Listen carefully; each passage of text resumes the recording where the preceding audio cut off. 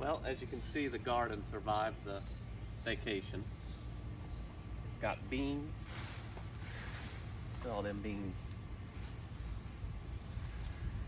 Oh, they're just ripe for picking.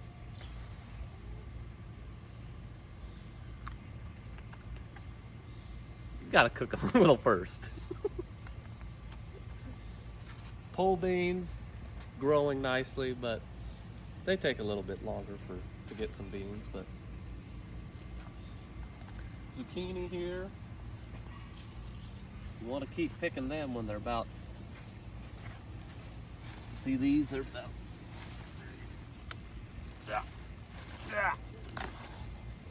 that's a good size. Then they'll just keep making. Oh, see, this one is bad. Pop them off of there. Probably shouldn't do it like this, but it's nicer to have clean cuts. The potatoes, they haven't died off yet. They're, once they go yellow, then you dig them up out of the ground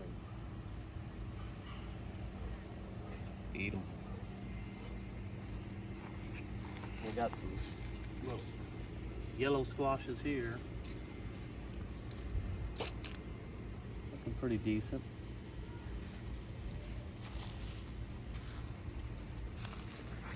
Right here's all the Roma number 3 sauce tomatoes. They should all turn red at about the same time, but this one's a little early. Let's see what it looks like.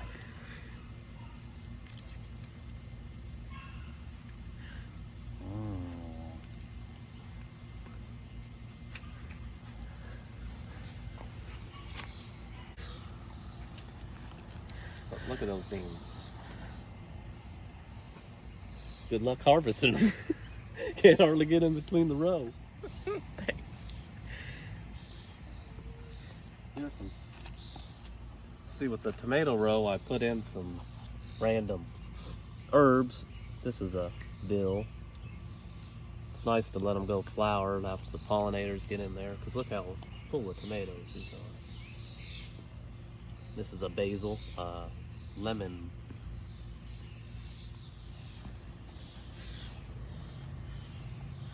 And here's Italian basil. It's getting pretty ate up by something. But here's the first cherry tomato of the year.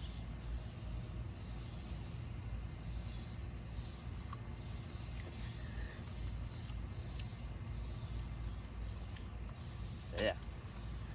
I'm not a big fan of tomatoes.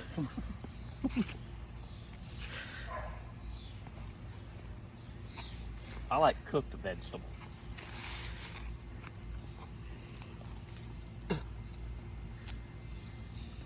And this, I believe, is a Jetstar. It's a popular variety for Kansas. Seems to be setting some good fruit.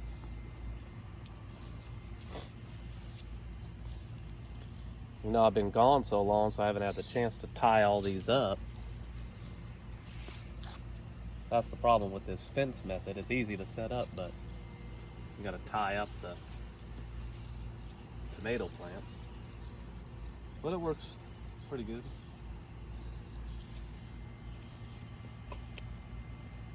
But these green guys, we already harvested a couple. But look at this little baby. Little baby green pepper. It'll grow into a biggie. This is an Echinacea plant. Butterflies really like it. The cucumbers. Got lots of little guys. Nothing ready to pick, but looks like there'll be lots of them. And this is a butternut squash. There's one there trying to form. Little guy. There's a little bigger one.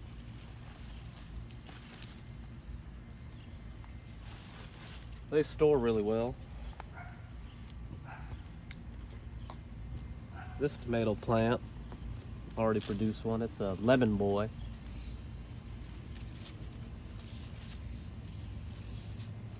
And it's got some early blight or something there. I probably should get rid of those ugly looking leaves. Come on now.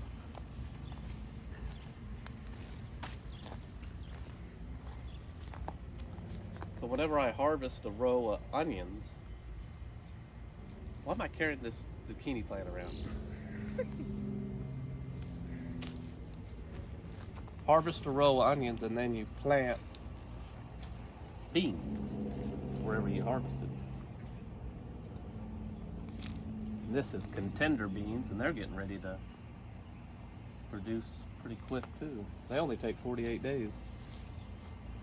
But this is a lot of chives here. And this is shallots that I probably should dig up and separate. This is some Australian brown onions. And there's some fall planted onions. They tend to go to seed.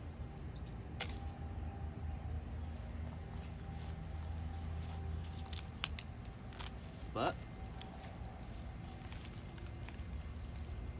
decent.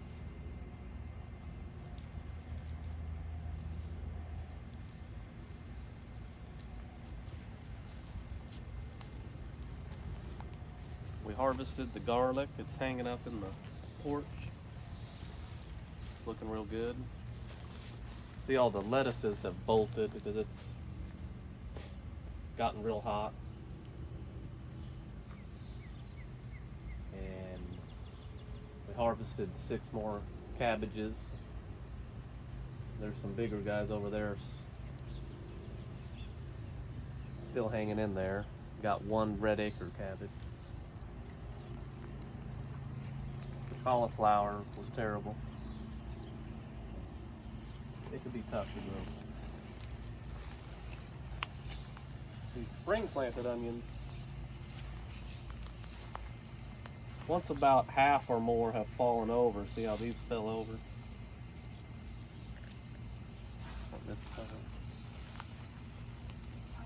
They're ready for harvest.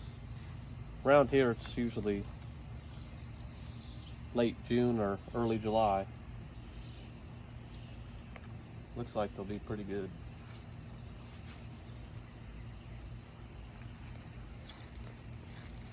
Let's see if it's possible to harvest beans through this row.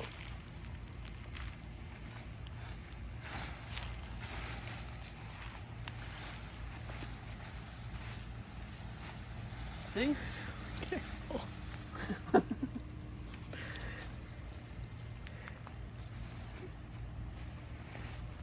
Well, good luck.